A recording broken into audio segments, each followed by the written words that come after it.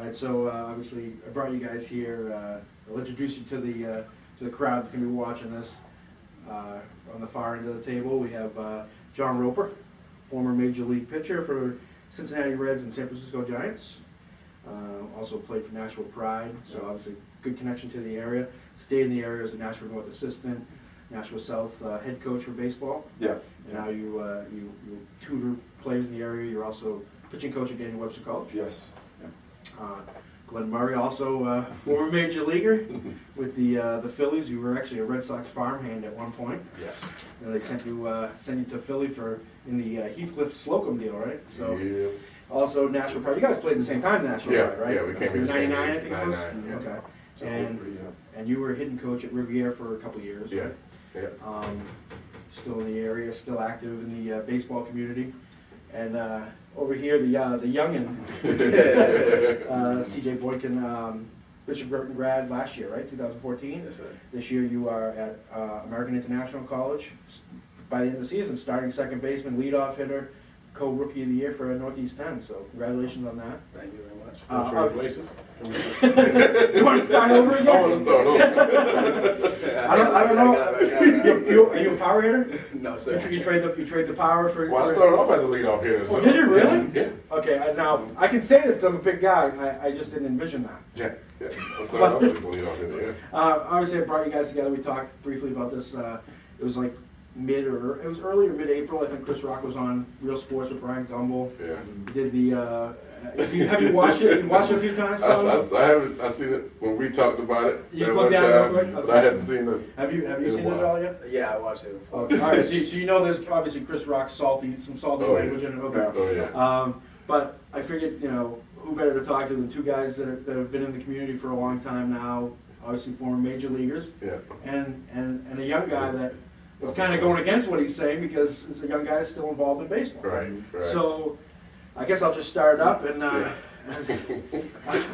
ready for the laugh riot here.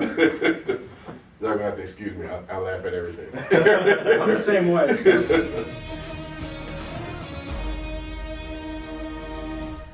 My pleasure to introduce Chris Rock for Real Sports on why blacks have abandoned baseball and why it matters. I'm an endangered species, a black baseball fan. Why don't black people like baseball anymore? When I was growing up, we loved baseball. I followed the Mets, and in 1986, we won it all with Doc, Darryl, Mitchell, and my man Mookie. Back then, almost 20% of all major leaguers were African American. And I could actually have conversations with other black people about baseball. Hey, what's up, man? You see the game last night? Yeah, it was great. Now, if I say to a black person, did you see the Met game last night? They'll say, what the fuck's a Met? Stillman is one of the oldest black schools in America. Almost every kid there is black, except for these 36 baseball team. One black kid and 35 white guys. Baseball wants everything to stay the way things used to be. The world has sped up, but the game is slower than ever. Last year, the Mets played a half inning with no hits, and it took more than 22 minutes. That's a whole episode of Key and Peele. But in America's proper version of the game, baseball is like a visit to the Queen. If you don't bow correctly, it could be an international incident. When Yasiel Puig got here 2 years ago from Cuba, the first thing the Dodgers told him was, be ready to duck. Whoa. Baseball even knows it's uncool. They've tried every trick in the book to be hip. Maybe if baseball gets a little hipper, a little cooler, just a little more black, the future can change. But till then, blacks and baseball just ain't a good match anymore. Blacks don't seem to care, but baseball should be terrified. Thanks, Chris. And you can watch the rest of our Let's do something else, man. So, obviously, I mean, I guess initial reaction from each of you. He's right. But he makes it funny. But at the same time, he's 100% correct. Obviously, you're taking it. For him, he says right off the bat that he's a diehard you know, a diehard Mets fan, Right. Yeah. diehard baseball fan. Right. So I mean, for him, it's always, you know, he loves the sport. He's not. So coming at a serious topic, I guess, obviously using the humor, which Right. kind of draws in more of a group of people. Yeah. Right. I mean, is that the same thing you feel like overall? I mean, is he? Do you think he's 100% right on the entire thing, or is there certain things that? He's right on certain things. He's right on, like, the game doesn't really need the black people, because I think the game will go on without us. But I definitely think he's wrong about expensive as far as, you know, the youth and how there's certain levels that you can play and it costs you $50. Yeah.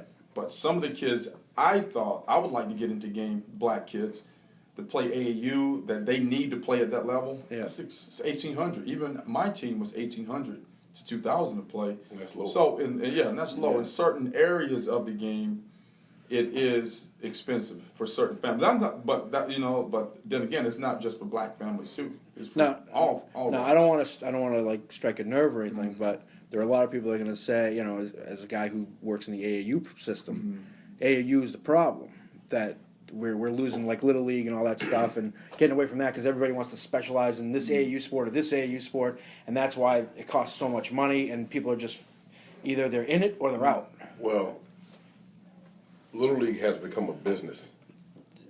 That's where the problem starts. Okay. Where I can think of, like when I play Little League, I play $20. Okay. I got the socks, the leggings, the pants, the shirt, the hat, the belt. These kids pay $60 to $80 or whatever it is. Yeah. And they get pants, Maybe a T-shirt. maybe a shirt, and the hat. Yeah. And then you have to go out as a parent and buy everything else.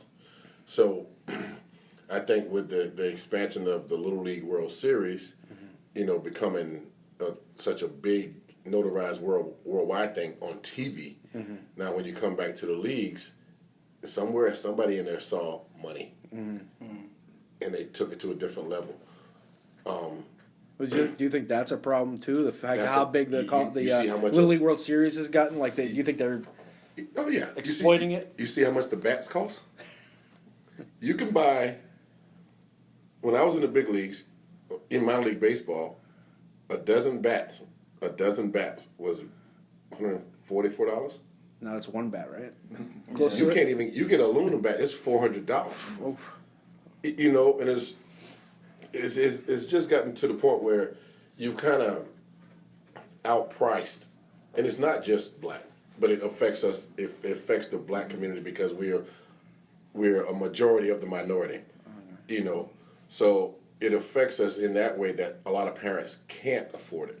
But for him to coach and try to be a part of that, you know, he's got one of the lowest price AAUs around, so he takes a hit. Yeah. But where he's trying to help, so there's he's trying to do the give and take. But And people are still saying it's too much, right? Right. So like, But here's the deal. AAU, like for us, Glenn can charge you $4,000 for, but your kid is going to learn. My problem is with AAU is I just put it on Facebook. Some of the parents see that.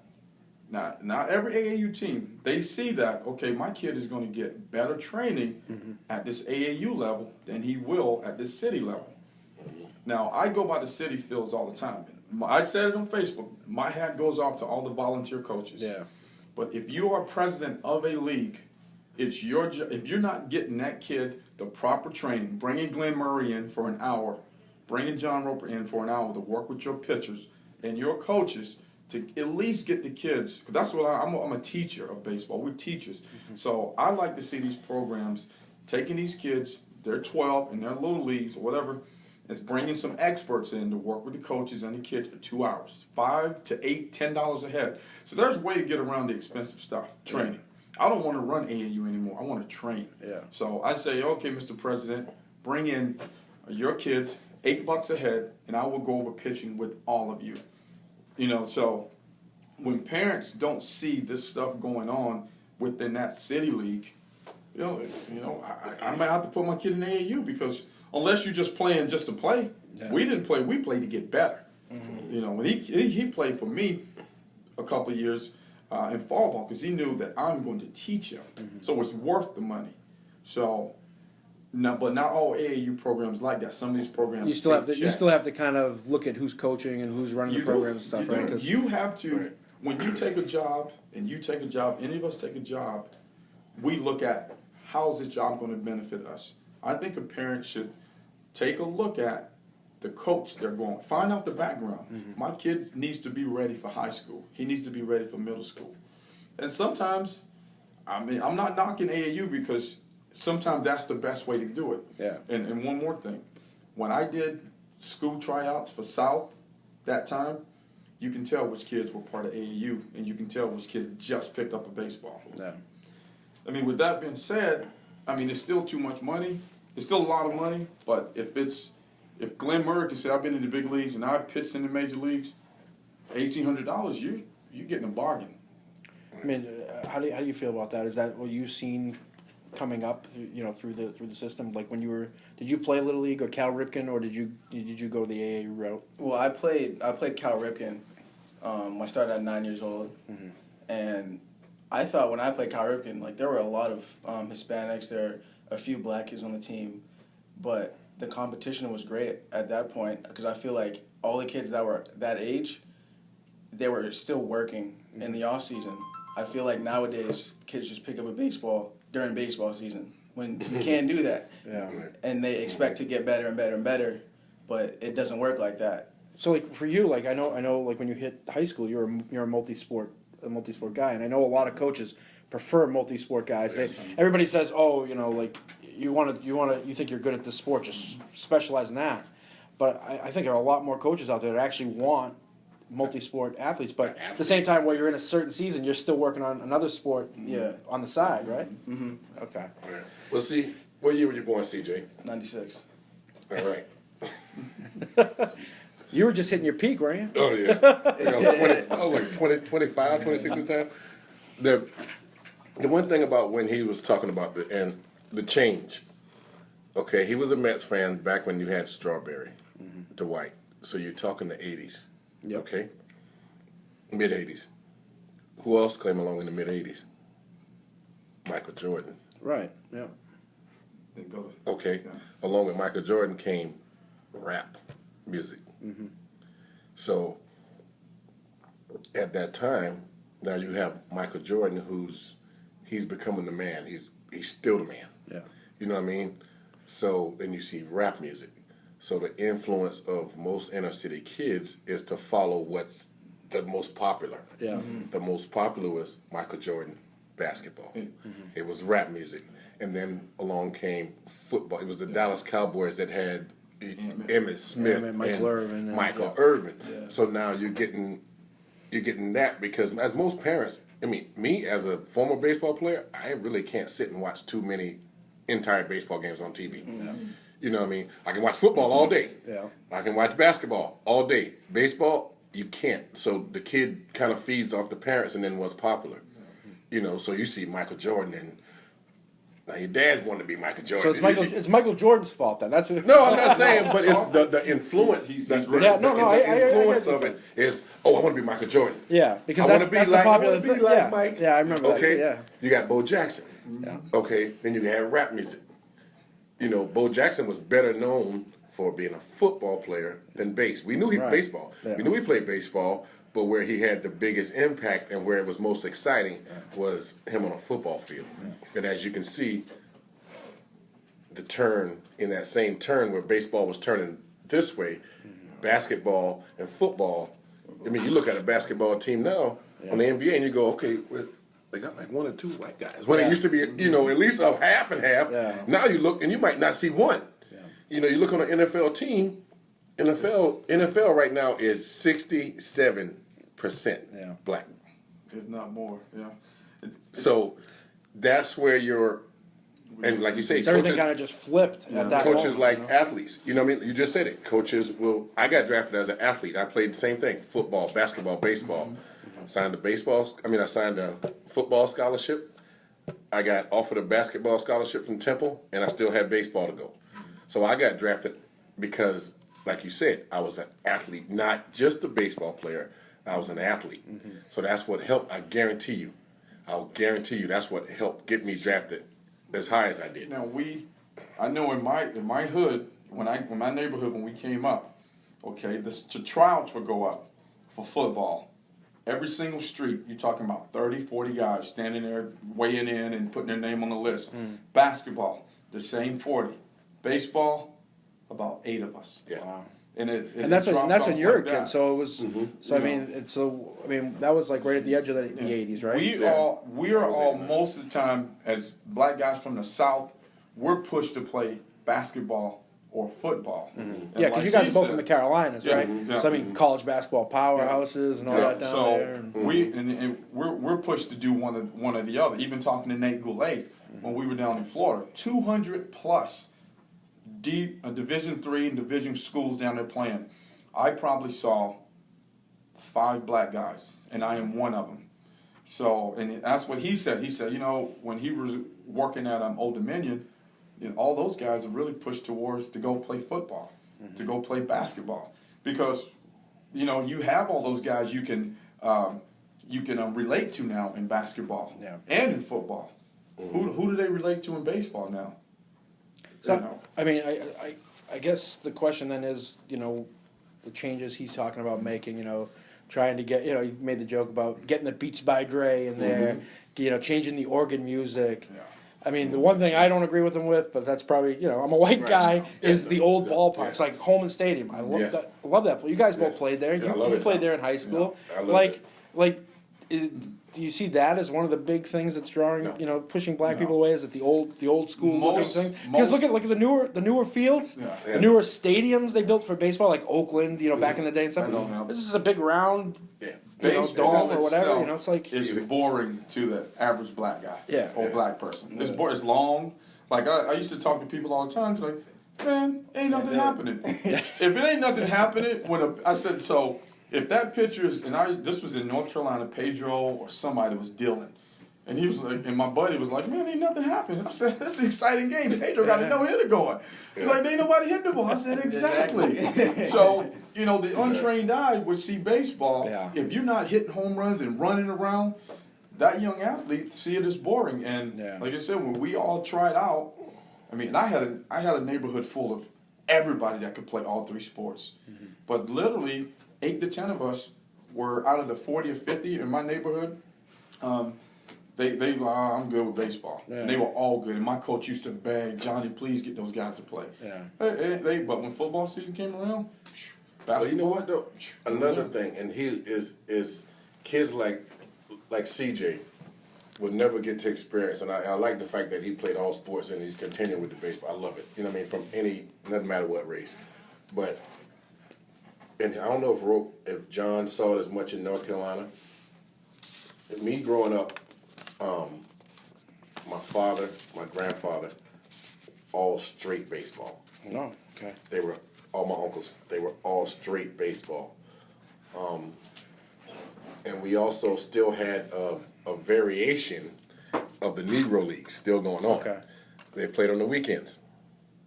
So a nice weekend Saturday, Sunday, Saturday and Sunday, play both days. Most families down there, because everybody was so involved in the baseballs, they went out to see these games. Yeah. And they were at decent parks or whatever. And as a 15-year-old, I was allowed to play in this men's league with the men. So that's what really it helped my baseball skills, because I played with a bunch of men on the weekend, starting at the age of 15. And I was a starting shortstop, and then went to catching. I'm catching grown men. I'm 16 years old. 17. I mean, do you think that helped you in your time when you were younger? You said there was still the Negro League that was It was still a variation of influencing it. stuff. It was a men's league, and I'm from a small town. My town had 8,000 people in it. So there was about 20 teams out there. There was 20 different teams. Like they traveled. It was a set schedule. They traveled. So for me, that made baseball exciting, because now I can go out there and all my family's out there. Everybody's at the same spot. Nobody's missing anything. Yeah. So it made baseball that much more interesting and a sport that I like, because it wasn't It wasn't boring. They did the whole. You can relate to it. If you go to if I could have film from a baseball game to the action that went on those fields and the, how you want to say, the showmanship. Yeah. You know what I mean? Don't strike out. Don't get called out on third strikes. Don't let nobody hit a home run off you. It was a show. Yeah. And it was, we played Team Cuba when I was in Australia in '99 for the USA trial team. It took me all the way back because against Cuba, you don't want to strike out. You don't want to do anything because they will show you up and it's a show, but it's exciting. Well, it was almost like when Pedro was at the Red Sox. I mean, whenever he pitched, he talks about in the Caribbean, like it's like a carnival. Right. When he pitched, it was all like the flags were everybody's waving the flags, and Yeah. it just seemed like it was more than just a baseball game. Well, yeah, I mean, Rope wasn't because he was a pitcher, so he rested a lot during the winter. But I played in Mexico, Puerto Rico, and let me tell you, I mean, you walk in the stands and it's like the soccer. Yeah. You go down there, you see the soccer games in Brazil. That's how the fans are in Mexico For and Puerto baseball. Rico. Yeah. They are, and that stadium is jumping, and there's horns, and there's whatever else going on, and you're hitting, and it's just always something going on. Now, why isn't that like that here, though? Because, like he said, it's because it's the way it's America's game. So we're gonna tell you this is the way you're supposed to It's play. the white way. I Is that like what do you think of that? Like That's where you can't say any other way because that's the way that's where it was started, started, right? Yeah. You know what I mean? And that's why, like, a lot of people would be, are kind of surprised that any African American would even want to be part of that sport, because even after Jackie Robinson, it's still seen as probably one of the more racist sports. Here goes a question to ask with that though, which you've never in baseball you don't hear too much of before the Jackie Robinson era. Yeah. Right? Did they throw at each other's heads when things happened back then? And We'll never know that. now you Because see, it's not talked about. They don't really until They don't really discuss it. You don't discuss anything pre-Jackie, except the months coming to. You don't ever hear about you hear about Babe Ruth or whatever it is and all that, but you don't hear about the throwing at the heads and anything like that until there was the segregation of baseball. Now Glenn got traded over to the Reds, and I said, you remember I sent you a text. I said, I'm gonna tell you a stat that probably I know it's not a fact in MLB right now. On my major league team in 1994, there was Ron Gant, Reggie Sanders, Barry Larkin, Kevin Mitchell, Deion Sanders, Jake Brumfield, Ruff Love, Johnny Ruffin, his name Ruffin, Thomas Howard, Best friend. Eric Anthony, Was Lenny there? Lenny Harris. I know I counted, it was 16 brothers on one team. Wow. With Davey Johnson. I don't think there's 16 brothers in the MLB right now. That's a concert. You know what I mean? You know what's and funny we about that? were good. I'll tell you what's funny about that. Who was the owner? Marge Shaw. Shaw. Wasn't she supposed to be the racist? Yeah, The racist one?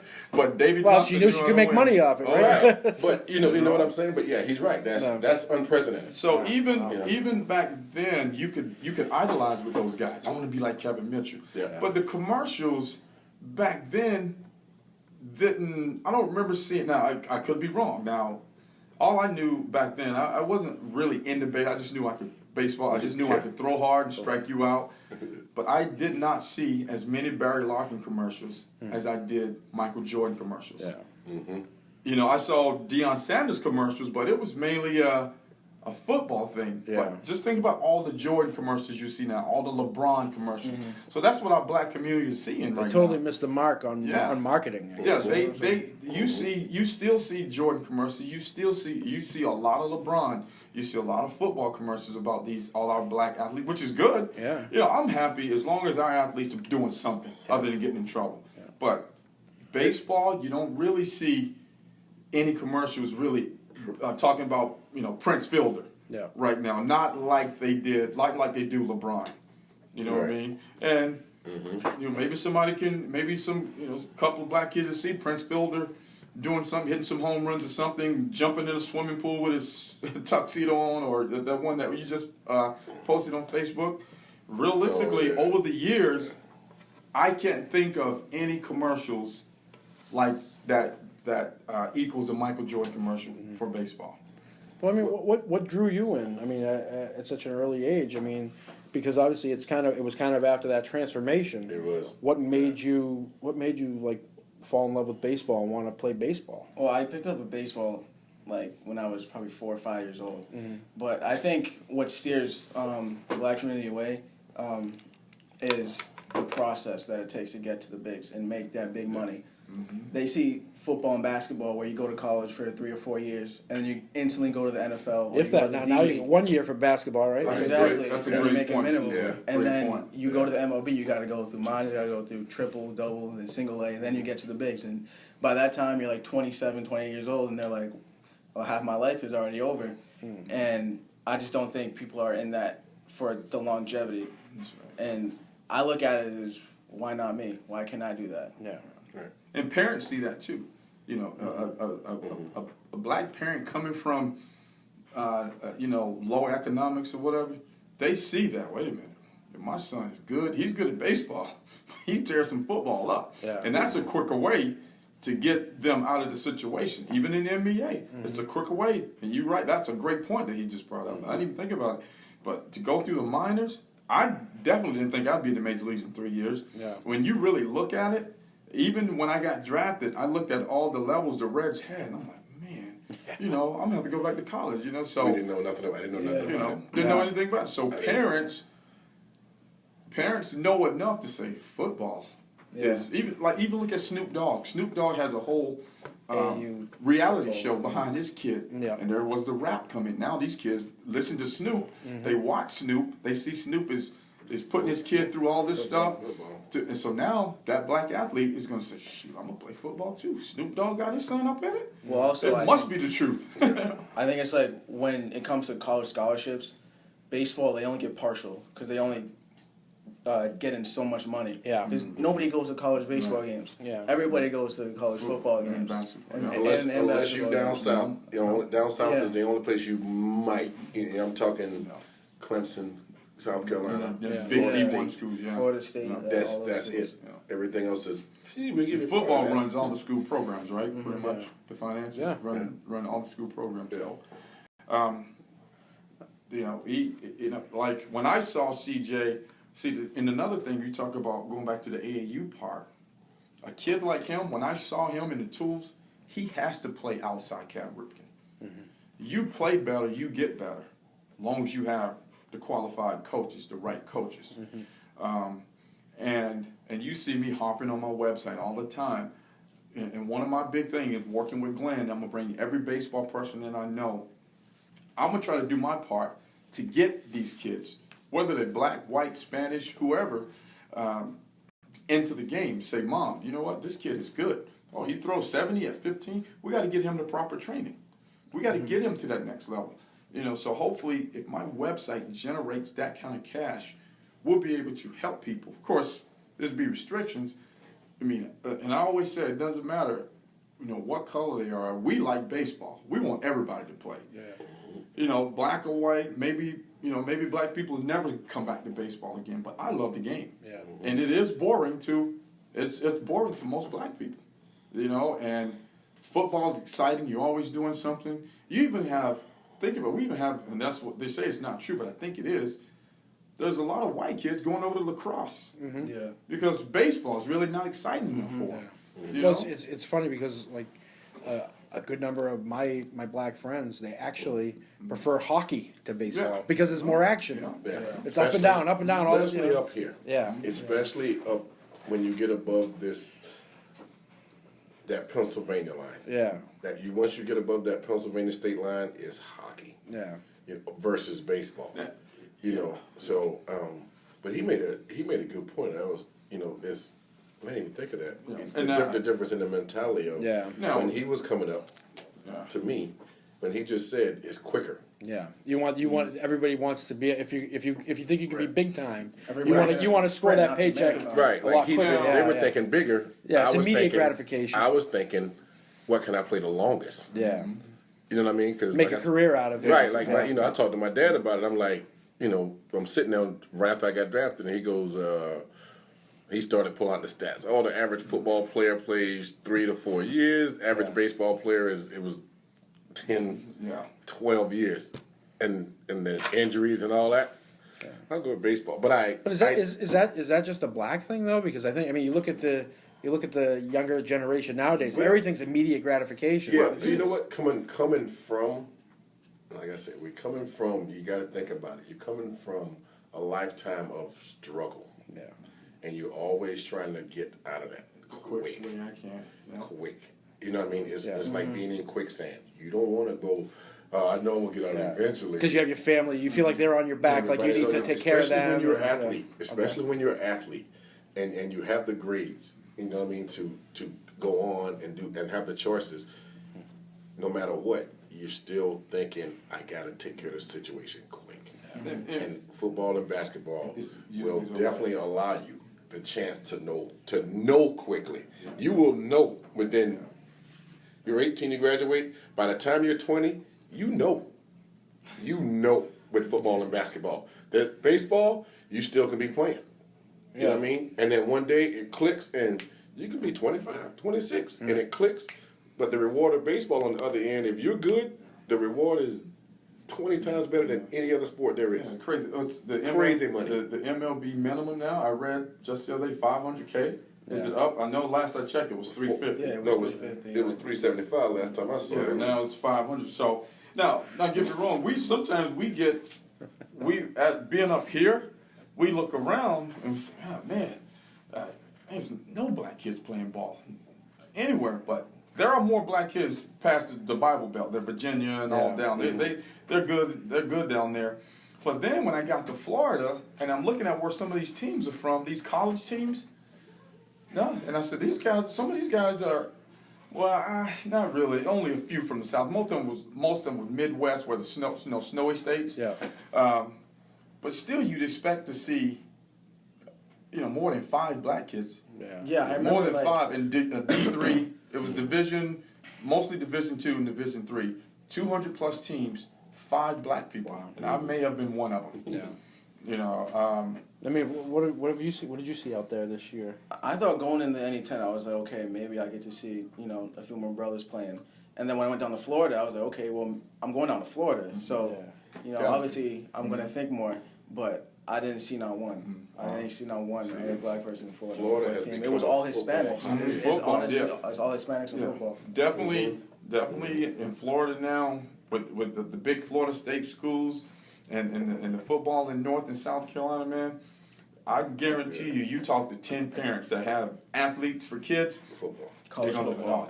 He's going to play football. He's going to play basketball. So I guess just kind of to wrap this up, like what do you think MLB can do, or baseball in general can do, to kind of open the door again to let people back in? They have a program out there. The RBI program. Yeah, returning baseball to inner cities. Yeah. Eric Davis I know he was one of the guys who really started it, right?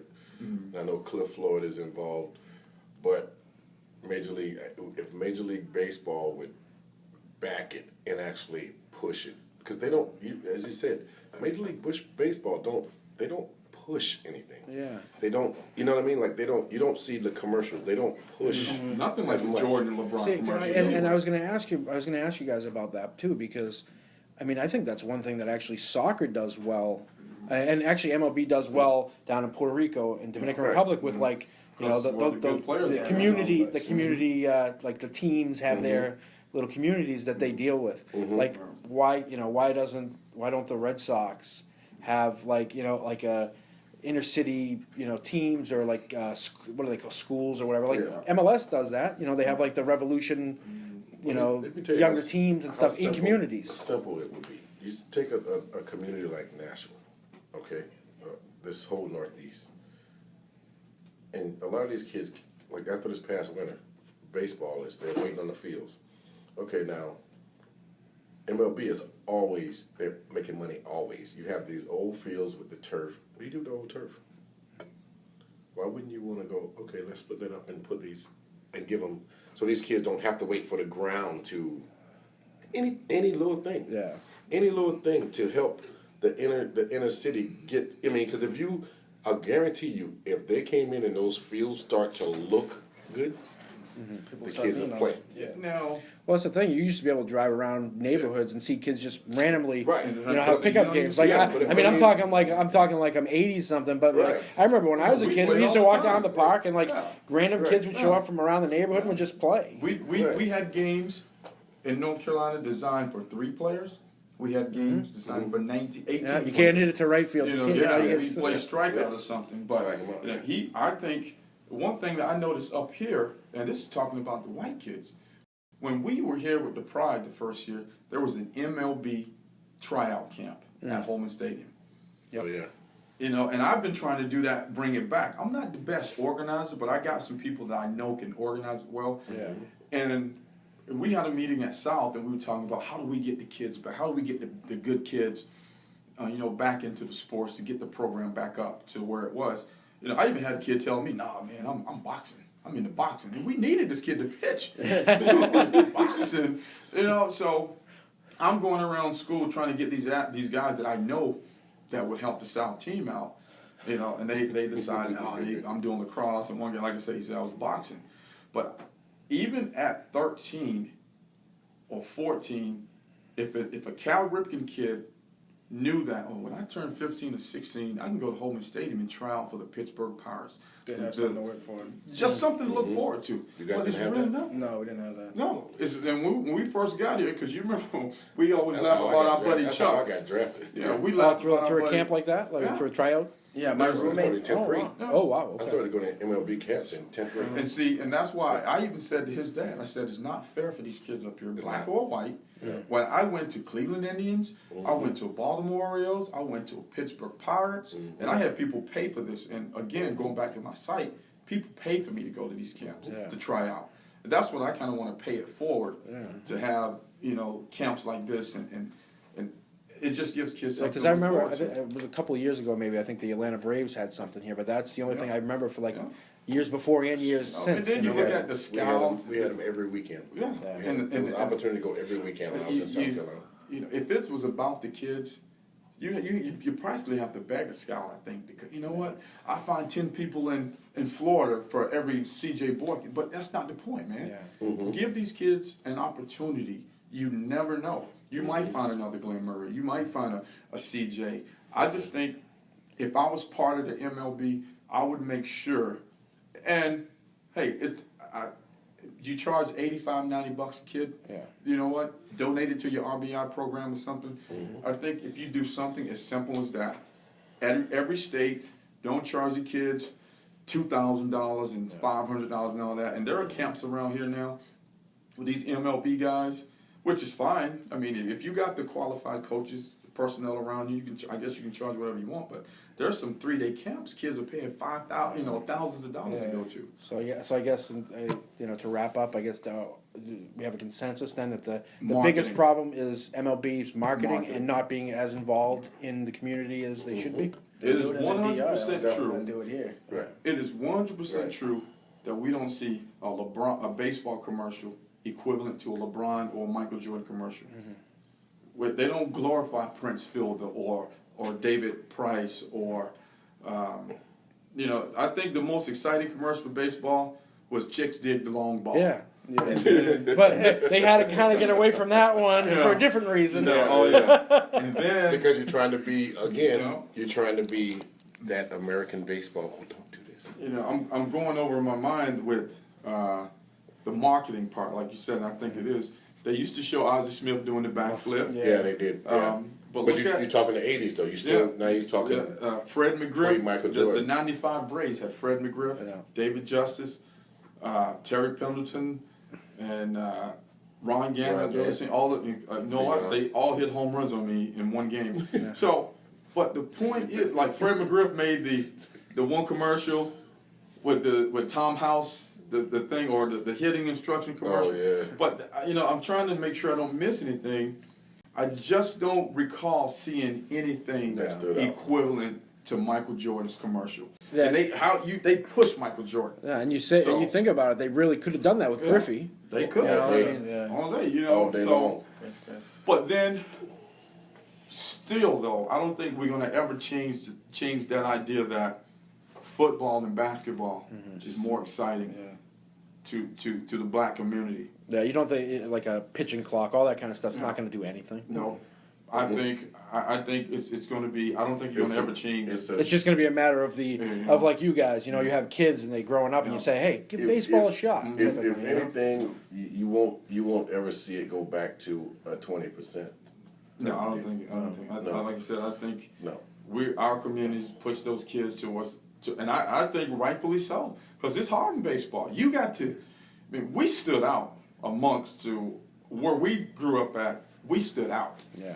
But we stood out so there's about 12, 13 other people. Yeah. You know what I mean? And then, like I tell the kids at Daniel Webster, said 90 miles an hour in my league was James Baldwin pitched in our league. And he struck out 17 of us, and we were ranked 12th in the nation. Yeah.